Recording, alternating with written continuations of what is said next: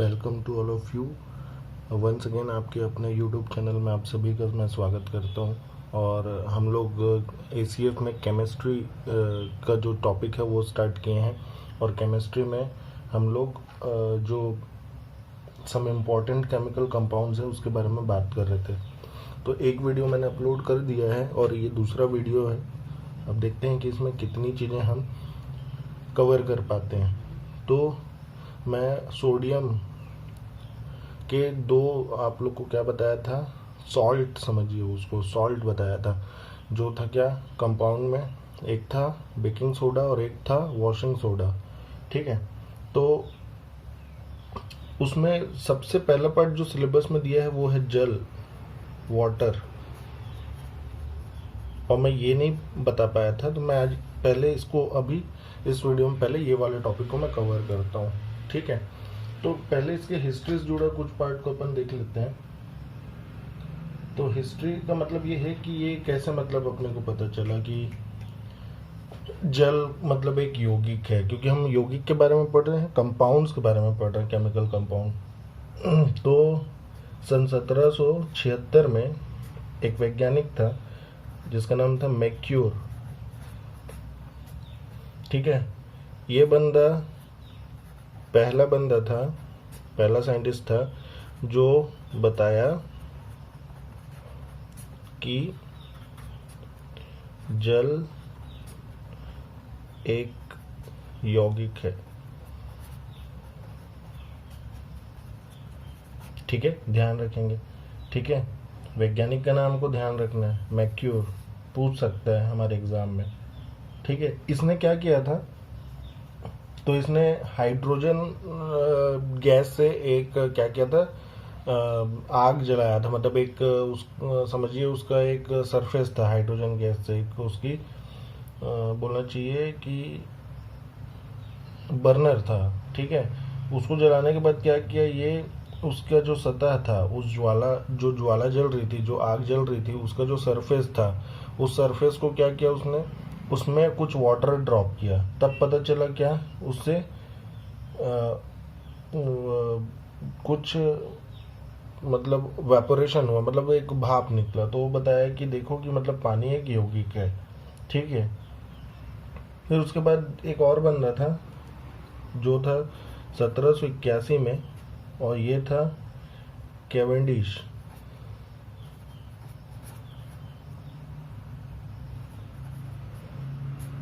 ठीक है, ये बंदा था, ये क्या बताया कि पानी जो है, जो वाटर है, वो क्या है, तो वो बोला कि ये एक्चुअल में हाइड्रोजन और ऑक्सीजन का क्या है, मिक्सचर है। ठीक है, यौगिक है, जिसमें वो बोला कि जो दो आयतन है, मतलब दो वॉल्यूम जो है, किसका होता है, हाइड्रोजन का, और एक वॉल्यूम, आयतन को वॉल्यूम बोलते हैं इंग्लिश में, किसका होता है, ऑक्सीजन का। ये पहला बंदा था जो बताया था। ठीक है, ये भी ध्यान रखना है। तो ये पहला बंदा था जिसने बताया क्या कि वाटर जो है वो क्या है, एक यौगिक है, और उसके जो पार्टिकल हैं वो कौन कौन है, तो हाइड्रोजन का 2 वॉल्यूम और वो ऑक्सीजन का 1 वॉल्यूम। ठीक है, अब एक और बंदा आया 1783 में, इसका नाम था लेवोशियर। ये बंदा आया और ये क्या बोला कि जो जल है, जल का जो रासायनिक या केमिकल सूत्र है, वो क्या है, H2O है। क्योंकि ये तो पहले ही बोल चुका था। ठीक है, ये वाला पार्ट, और इसको उसने क्या किया, फॉर्मुलेट कर दिया। ठीक है, तो ये चीज़ को हमको समझना है वाटर के कंसेप्ट में कि इतनी चीज़ें, मतलब इतनी बात हुई है।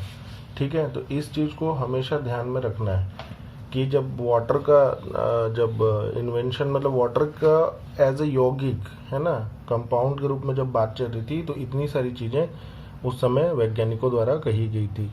ठीक, तो बहुत इम्पोर्टेंट है, ध्यान रखना। अब हम लोग थोड़ी इसकी संरचना और इसके अणुओं के अरेंजमेंट पे बात करेंगे।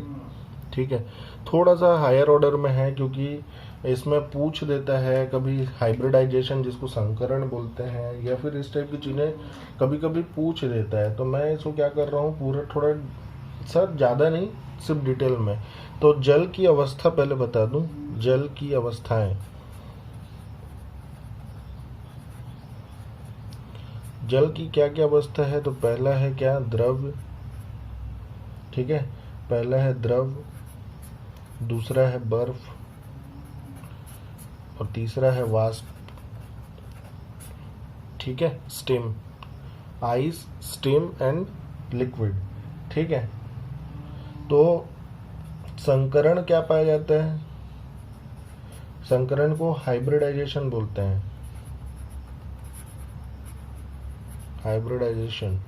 ठीक है, तो याद रखना sp3 हाइब्रिडाइजेशन मिलता है यहाँ पे। ठीक है, इस चीज को ध्यान रखना। अब ये कैसे मिलता है, एक ट्रिक बता देता हूँ। इसका स्ट्रक्चर जो होता है वाटर का वो ऐसा होता है। ठीक है, और इस पे 2 लोन पेयर्स होते हैं। ठीक है, 2 लोन पेयर है, और ये तो हर एक सिंगल बॉन्ड एक सिग्मा बॉन्ड बनाता है, और लोन पेयर भी एक सिग्मा बॉन्ड को काउंट करते हैं। हालांकि ये लोन पेयर 2 बॉन्ड बनाएगा जिसमें से एक सिग्मा और एक पाई होगा। ठीक है, मतलब इसको एज अ बॉन्ड काउंट कर लेते हैं अपन लोग। ठीक, तो इसमें हम लोग हाइब्रिडाइजेशन देखेंगे तो sp3।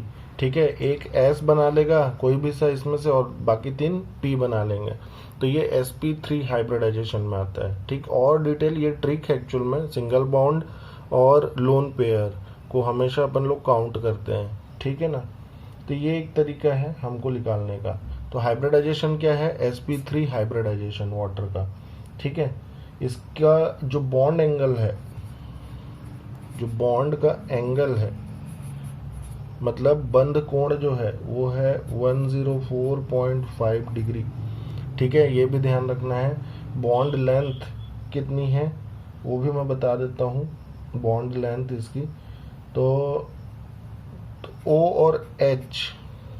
ठीक है ना, O और H का बॉन्ड लेंथ, बंध की लंबाई कितनी है, तो ये है अराउंड 95.7 पिकोमीटर pm। ठीक है, ध्यान रखना ये चीज़। तो ये तो याद रखने की चीज़ है, इसको निकाल के मैं बता नहीं सकता। हालांकि स्ट्रक्चर्स के हिसाब से निकाल सकते हैं, लेकिन एकदम एग्जैक्टली निकाल पाना तो संभव नहीं है। उसके लिए आपको याद तो करना ही पड़ेगा, क्योंकि ये तो याद करने वाला पोर्शन ही है। कुछ जानकारी हाइब्रिडाइजेशन आप स्ट्रक्चर के थ्रू निकाल सकते हैं, बट ये बॉन्ड एंगल ये सब चीज़ों को आपको थोड़ा सा याद करना पड़ेगा। और इसका शेप क्या होता है, आकृति क्या होता है, तो ये वी शेप में होता है। थोड़ा ध्यान देंगे, इसकी जो आकृति है ये वी शेप्ड होती है। तो अगर डीप क्वेश्चन पूछना चाहता होगा साइंस ग्रुप से, तो ये क्वेश्चन जरूर पूछ सकता है कि इसका स्ट्रक्चर कैसा होता है। ठीक है, तो ये वी शेप में होता है, और वी शेप में होने का रीज़न क्या है, तो इसके पास लोन पेयर भी है, और क्या है, और इसका जो एंगल है वो इतना बनता है। ठीक है, तो ये चीज़ को ध्यान रखना। ठीक, और क्या बता सकते हैं, तो ऑक्सीजन की जो विद्युत ऋणता है वो 3.5 है। ठीक है, इलेक्ट्रोनेगेटिविटी, तो इसकी जो इलेक्ट्रोनेगेटिविटी है, ठीक है, विद्युत ऋणता इलेक्ट्रोनेगेटिविटी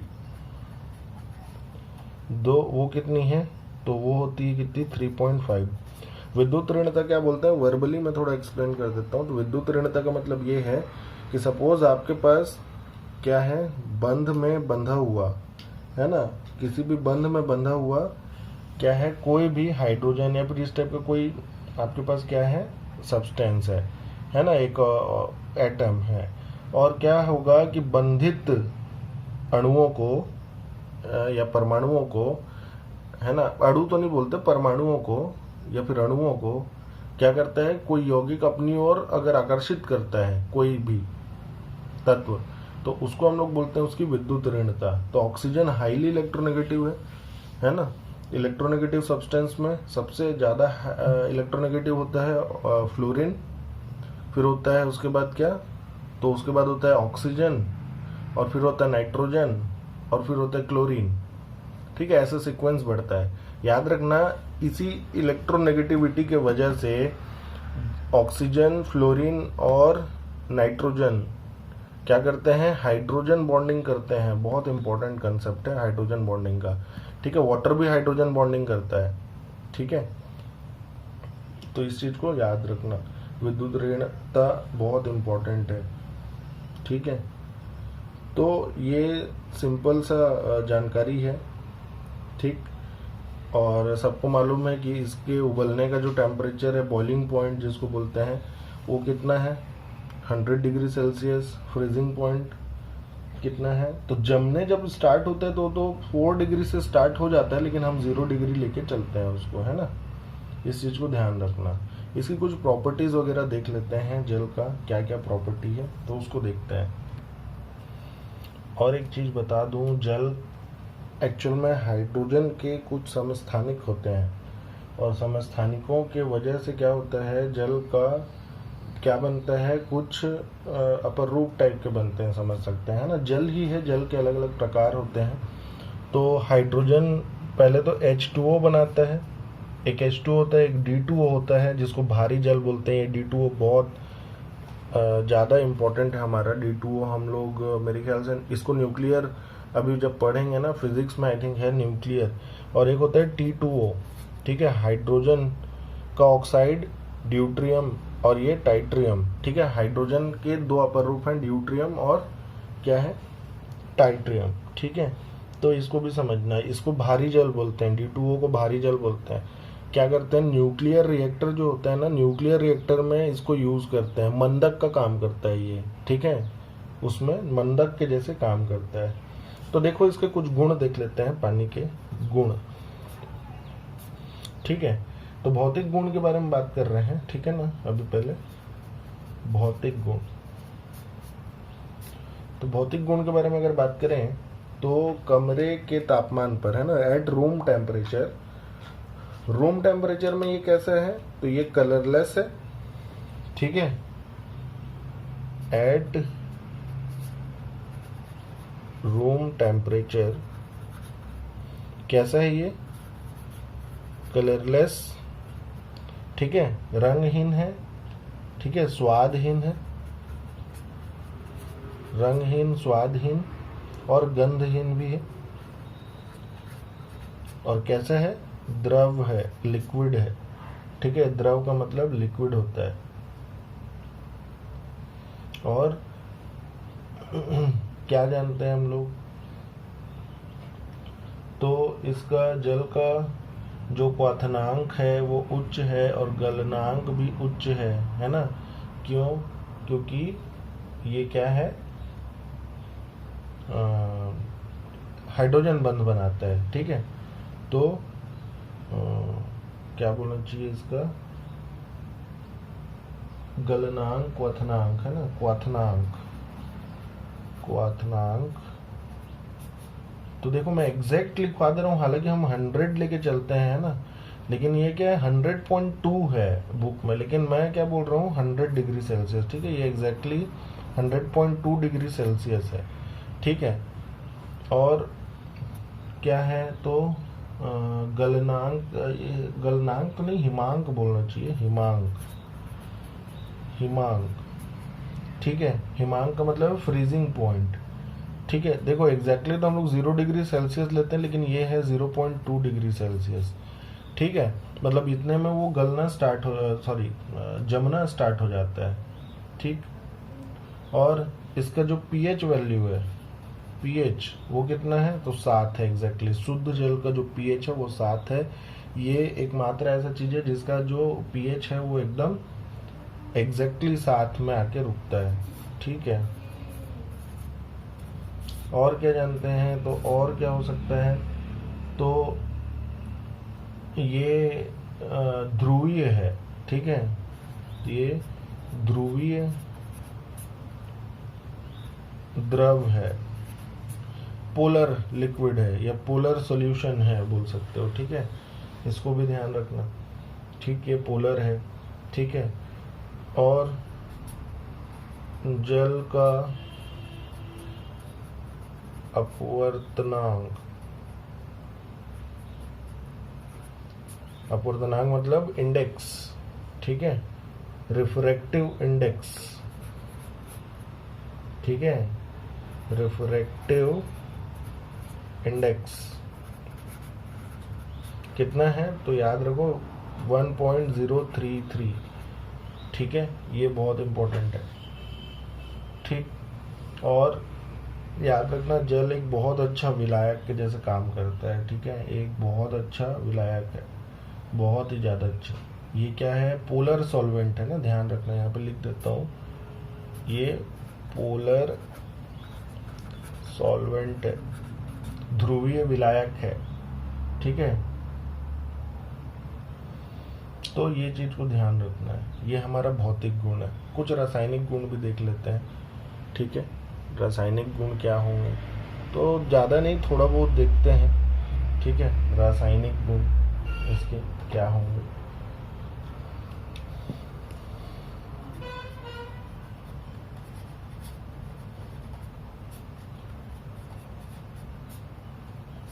तो जल तो हमको प्राकृतिक रूप से ही सबसे ज़्यादा मिलता है, इसको लैब में भी बनाया जा सकता है, बट मेन तो हमको ये प्राकृतिक रूप से मिलता है, ठीक है ना, जैसे बारिश हुआ या फिर ये सब चीज़ हुआ, ठीक है। तो देखो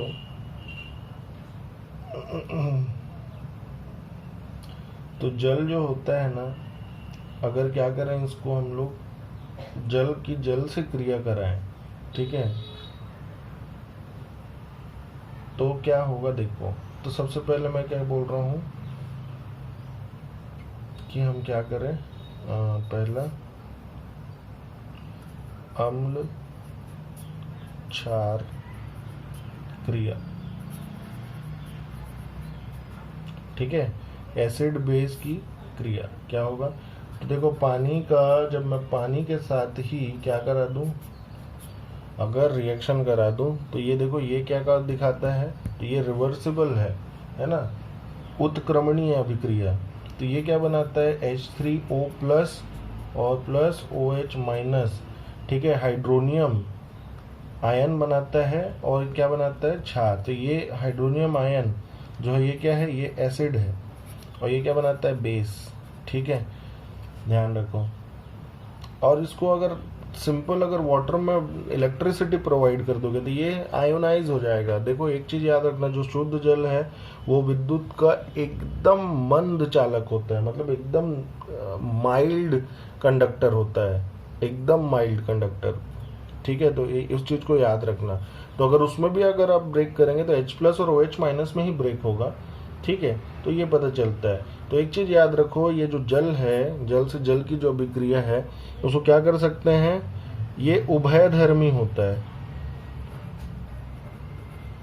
ये उभयधर्मी होता है, उभय गुणी या उभयधर्मी होता है। मतलब ये क्या होता है, ये एसिड के जैसे भी बिहेव कर सकता है और बेस के जैसे भी बिहेव कर सकता है। मतलब जल को जब अपन तोड़ रहे हैं तो उसमें एसिड और बेस दोनों मिल रहा है। अभी पढ़ेंगे एसिड और बेस का कंसेप्ट कैसे निकालते हैं, क्या होता है क्या नहीं होता है, लेकिन अभी फिलहाल में आप ये समझिए कि एसिड के जैसे भी बिहेव कर सकता है और बेस के जैसे भी बिहेव कर सकता है, इसलिए ये उभयधर्मी है, ठीक है। उभयधर्मी को क्या बोलते हैं, एम्फोटेरिक है, ठीक है ना, ये एम्फोटेरिक होता है, इस चीज को ध्यान रखना, ठीक।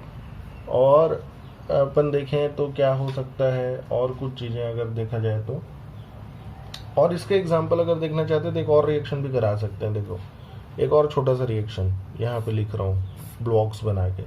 क्या करो, वाटर को क्या कर दो, अमोनिया के साथ रिएक्ट करा दो, तो ये भी रिवर्सिबल रिएक्शन मिलेगा। क्या मिलेगा, तो NH4 प्लस मिलेगा, मतलब अमोनियम का आयन मिलेगा, और साथ में क्या मिलेगा, OH माइनस मिलेगा, ठीक है। तो इसमें भी समझ में आता है कि एसिड और बेस मिल रहा है हम लोग को, ठीक। बहुत अच्छे से दिमाग में बैठा के रखना कि वाटर एज अ एसिड ये क्या है, अमोनिया क्या है, अमोनिया एक्चुअल में क्या है, क्षार है। ठीक है, तो क्षार के साथ रिएक्ट कर रहे हो तो भी आपको रिएक्शन देगा, एसिड के साथ रिएक्शन करोगे तो भी देगा। HCl के साथ रिएक्शन करा लो तो क्या मिलेगा, एक तो यही मिल जाएगा, हाइड्रोनियम मिल जाएगा, हाइड्रोनियम आयन, और एक क्या मिल जाएगा, क्लोरीन का आयन। तो क्लोरीन क्या को दिखाएगा वहाँ पे, क्षार को दिखाएगा। ठीक है ना, क्यों दिखाएगा, तो क्लोरीन क्यों क्षार है, तो उसका भी रीज़न है, उसको भी अपन करेंगे, लेकिन अभी फ़िलहाल में इतना करते हैं। ठीक, तो देखो अगला जो है इसका जो गुण है जो हम लोग पढ़ रहे हैं, ठीक है, ये पहला रासायनिक गुण है।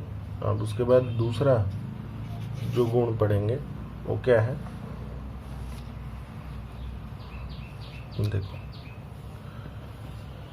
तो दूसरा है इसका ऑक्सीकरण जो है, ये ऑक्सीकरण कर देता है, इसको छोड़ दो, इसको मैं बाद में बता दूंगा। और क्या बता दें, और क्या हो सकता है, और क्या करता है, तो हाइड्रेट बनाता है। ठीक है, हाइड्रेट बनाता है, ड्रेट। ठीक, तो हाइड्रेट कैसे बनाता है, तो क्या करता है, धातु के जो भी सॉल्वेंट होंगे, है ना, धातु के जो सॉल्ट होंगे, ठीक है, धातु लवणों से क्रिया कर क्या बनाता है, तो हाइड्रेट का निर्माण करता है। ठीक है, इस चीज को भी ध्यान रखना है। और क्या है, और क्या प्रॉपर्टी हो सकती है, तो और एक प्रॉपर्टी देखते हैं। ठीक है, क्या, जल अपघटन का, जल अपघटन, जल अपघटन का मतलब क्या होता है, हाइड्रोलिसिस। ठीक है, हाइड्रोलिसिस, तो देखो हाइड्रोलिसिस कैसे कराते हैं अपन लोग, उसको समझना। ठीक है ना, देखो जो कुछ सॉल्ट होते हैं, लवण होते हैं, वो क्या होते हैं, वीक एसिड और वीक बेस होते हैं। ठीक है ना, वीक एसिड और वीक एसिड और स्ट्रॉन्ग बेस होते हैं, मतलब दुर्बल अम्ल और प्रबल क्षार होते हैं। और कुछ लोग क्या होते हैं, दुर्बल क्षार और प्रबल अम्ल होते हैं। मतलब जो बेसिसिटी है, जो बेसिक कैरेक्टरिस्टिक है, वो कैसा होता है, तो वो होता है क्या, दुर्बल, मतलब वीकर होता है। ठीक है, कुछ में मतलब हम लोग हमेशा ये जानते हैं ना कि एक स्ट्रांग बनाता है, एक चीज वीक बनाता है। मतलब अगर कोई अम्ल है तो मतलब उसकी क्षारीय गुण क्या है, बहुत कम है। ठीक है, तो देखो, तो जैसे CuSO4 और FeCl2 या फिर कुछ का भी ले लो ऐसा घोल, तो क्या बना के देगा वो समझना है। ठीक है, तो देखो जैसे CuSO4 है, CuSO4, ठीक है, इसको मैं क्या करूंगा, ये किस में ब्रेक होगा, तो Cu+2 और क्या होगा, SO4 2-। ठीक है, इसमें ब्रेक होगा, एक्चुअल में ये 2Cu+ में होगा, एक ही मतलब है। अब उसके बाद क्या ले लो, 2 मोल वाटर ले लो। 2 मोल वाटर को क्या करोगे, हाइड्रोलाइज्ड करोगे, तो क्या बना के देगा ये, तो ये बनाएगा 2H+ और 2OH-। ठीक है, ये बना के देगा। अब देखो ध्यान से, ये है धन और ये है ऋण, इसका क्या करा दो अभिक्रिया, तो Cu+2 + 2OH-। तो क्या बन जाएगा ये, तो ये क्या बनेगा, CuOH²। ठीक है, और ये क्या है, वीक बेस है। ठीक, अब इन दोनों की अभिक्रिया करा दो तो क्या बनाएगा, तो ये है 2H+ + SO4 2-। क्या बनाएगा, तो ये बनाएगा H2SO4। ये क्या बनाएगा, H2SO4, जो क्या है, स्ट्रॉन्ग एसिड है। क्या है, स्ट्रॉन्ग एसिड है। ठीक है, तो इस टाइप से हमको क्या मिल जाता है, ये हम मतलब कुछ बना सकते हैं, मतलब है ना, विलियन क्षारीय और होगा या फिर अम्लीय विलियन होगा, ये सारी चीजें हम निर्धारित कर सकते हैं। जल अपघटन हो जाता है, ठीक है ना, जल अपघटित हो जाता है, ये चीजें। ठीक, तो और तो कुछ ज़्यादा जानकारी नहीं है, हम लोग को इतना ही पढ़ना है। और इसमें क्या है कि मृदु जल और कठोर जल ये भी है कंसेप्ट। तो उसका लेकिन हालांकि दिया तो नहीं है जल की कठोरता में, बट जल टॉपिक दिया है, तो अगर उसके आधार पर अगर आप मृदु और कठोर जल की बात करेंगे तो आ सकता है ना। तो मृदु जल मतलब सॉफ्ट वाटर, जो क्या होता है, साबुन अगर आप उसमें रगड़ोगे तो क्या मिलेगा आपको, अच्छा झाग मिलेगा। जो ज़्यादा झाग प्रोवाइड करता है वो क्या होता है, वह मृदु जल होता है। हार्ड वाटर क्या होता है, जो कम झाग उत्पन्न करता हो, है ना, उसको हम लोग बोलते हैं हार्ड वाटर। ठीक है, तो ये भी चीज़ है। अब ये अगर मैं पढ़ाना स्टार्ट करूँगा तो बहुत लंबा बन जाएगा, पर मैं क्या करता हूँ वर्बली बता देता हूँ कुछ चीज़ें। मैं लिख नहीं रहा हूँ, वर्बली आप लोग सुन लीजिए, अगर समझ में आते हैं तो अच्छी बात है। तो जल की कठोरता के कारण क्या होते हैं ये समझना, मतलब हार्डनेस क्यों आता है जल में। तो कैल्शियम और मैग्नीशियम के बाइकार्बोनेट, सल्फेट और क्लोराइड, इसमें से कोई भी चीज़ क्या होता है जल के साथ जब मिल जाता है, घुल जाता है, तो जो पानी होता है, जो जल होता है, वो क्या हो जाता है, हार्ड हो जाता है। ठीक है, इस चीज़ को हमको समझना। ठीक है, तो अगर कभी भी पानी के साथ सोडियम, कैल्शियम या मैग्नीशियम का बाइकार्बोनेट घुला हो, या फिर सल्फेट, या फिर क्या, क्लोराइड, अगर ये में से कोई चीज़ भी अगर पानी के साथ घुला है, मतलब वो आपके साबुन के साथ आपको अच्छा झाग नहीं प्रोवाइड करेगा। ठीक है, साबुन के साथ झाग वाला जो कंसेप्ट है ये हम लोग छोटी क्लासेस से पढ़ते आ रहे हैं। ठीक है, और इसी से ही हम लोग अंदाज़ा लगाते हैं। ठीक, और दूसरा तरीका है लैब से। अगर आपके वाटर में क्या है कंटेंट, अगर आपको क्या का मिलता है, कार्बोनेट, बाइकार्बोनेट, इन सब चीज़ों का। ठीक है, तो दो टाइप के क्या होते हैं, कठोरता के प्रकार होते हैं। ठीक है, जल दो टाइप से कठोर हो सकता है, 2 टाइप्स ऑफ हार्डनेस। पहला होता है अस्थाई, टेम्पररी हार्डनेस बोलते हैं जिसको। ठीक है, तो जब पानी में कैल्शियम और मैग्नीशियम का बाइकार्बोनेट होता है ना, तो वो क्या होता है, अस्थाई कठोर होता है, मतलब वो टेम्पररी हार्ड होता है वो वाटर।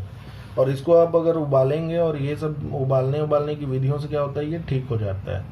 ठीक है, मतलब उसके जो बाइकार्बोनेट होते हैं वो क्या हो जाते हैं, डिजोल्व होके वो चले जाते हैं। जो स्थायी कठोरता होता है, ध्यान रखना परमानेंट, और इसमें बस मतलब हम लोग को जो जानकारी रखना है वो ये है कि किस वजह से होता है। तो जो परमानेंट हार्डनेस होता है वो कैल्शियम और मैग्नीशियम का सल्फेट और क्लोराइड अगर घुला हुआ है तो उसको हम लोग बोलते हैं क्या, परमानेंट हार्डनेस। एक काम करता हूँ, मैं थोड़ा सा लिख देता हूँ तो ज़्यादा अच्छा रहेगा, नहीं तो हो सकता है कि वर्बली बताने पे ऐसा हो जाए कि मतलब ये टॉपिक हुआ ही नहीं है। तो हार्डनेस मैं एकदम लाइटली बता रहा हूँ, एकदम ज़्यादा डीप में नहीं जाएंगे। ठीक है, क्योंकि दिया नहीं है। ठीक है, हार्डनेस ऑफ वाटर,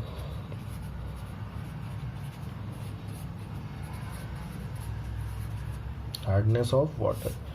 ठीक, तो हार्डनेस ऑफ वाटर दो टाइप के हार्डनेस होता है। पहला होता है क्या, टेम्परेरी, टेम्परेरी हार्डनेस, जिसको हिंदी में बोलते हैं क्या, अस्थाई। और एक होता है परमानेंट हार्डनेस। ठीक है, एक होता है क्या, परमानेंट हार्डनेस, हार्डनेस। ठीक है, ये क्यों होता है, तो ये क्यों होता है, तो जब जल में क्या घुला हो, कैल्शियम और मैग्नीशियम के बाइकार्बोनेट,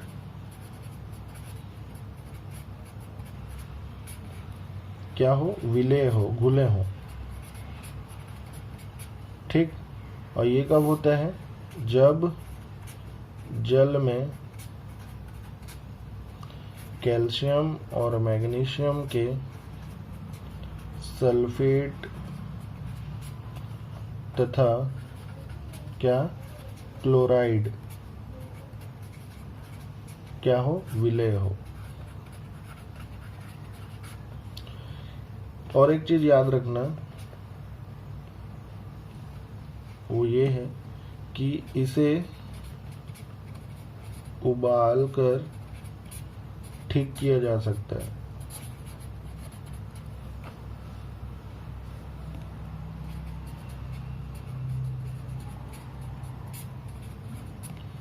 लेकिन इसको क्या है, इसे ठीक करने के लिए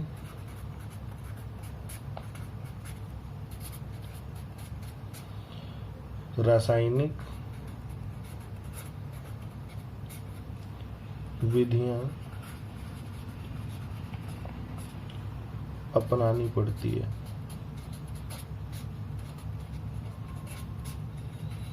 ठीक है, तो ध्यान रखना रासायनिक विधियां क्या क्या होंगे, तो बहुत सारा है, जैसे जियोलाइट वगैरह का प्रोसेस हो गया, ये सारी चीजें आती हैं। ठीक है, तो मैं वाटर का जो कंपाउंड था उसको मैं कवर कर दिया हूँ अभी इस वीडियो में, और एक ही वीडियो अभी आधा घंटा का हो चुका है, सिर्फ इसमें एक ही कंपाउंड आ पाया, वाटर, वो भी है ना।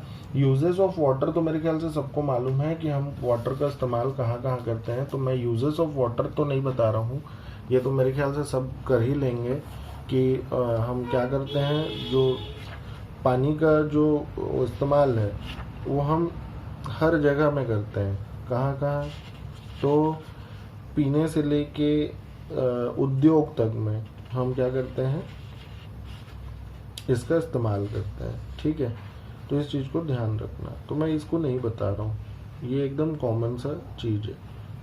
ठीक है, तो मेरे ख्याल से जितनी भी चीज़ मैं बताया हूँ वो तो समझ में आ गया होगा, वाटर से रिलेटेड ज़्यादा तो है नहीं, बट ये है कि इसका हाइब्रिडाइजेशन और ये सारी चीज़ें बहुत इम्पोर्टेंट है। ठीक है, तो इसको ध्यान रखना कि हाइब्रिडाइजेशन हो गया, ये सारी चीज़ें क्या है, पूछता है। ठीक है, अक्सर, तो इसलिए इसको अच्छे से ध्यान से पढ़ लेना और बुक भी फॉलो कर लेना। और भी कुछ चीज़ें हो सकती हैं जो यहाँ शायद छूट गई हों और आपके पास मतलब बुक में हो, जैसे कि मैं क्या है, आप लोगों को घनत्व वगैरह के बारे में नहीं बताया, तो जब आइस जम जाता है ना पानी में तो घनत्व उसकी कम हो जाती है ना, सिकुड़ जाता है, क्योंकि उसके जो अणु होते हैं वो लोग सिकुड़ने लगते हैं वो आइस जमने की प्रक्रिया पे। और पानी में जब लिक्विड रहता है तो क्या होता है, उसका घनत्व उच्च होता है। तो ये सारी चीज़ें तो एकदम माइनर सा है जो हम छोटे क्लासेस में पढ़े हुए हैं, इसलिए ध्यान रखिएगा। और अभी ये वीडियो को मैं यहीं पे पॉज करूँगा, फिर नेक्स्ट वीडियो कोशिश करूँगा कि आज एक और वीडियो बना दूँ जो आज ये वाला चैप्टर कंप्लीट कर दे। ठीक है, कंप्लीट ना भी कर पाए तो कम से कम एक और वीडियो बनाऊँगा जिसमें विरंजक चूर्ण, ब्लीचिंग पाउडर और प्लास्टर ऑफ पेरिस, ये दो चीज़ कम से कम कवर करने के लिए एक आधे घंटे का ही वीडियो और बनाने की कोशिश करूँगा। ठीक है, तब तक पढ़ते रहें और मेहनत करते रहें और वीडियो को लाइक, शेयर और सब्सक्राइब जरूर करें। धन्यवाद।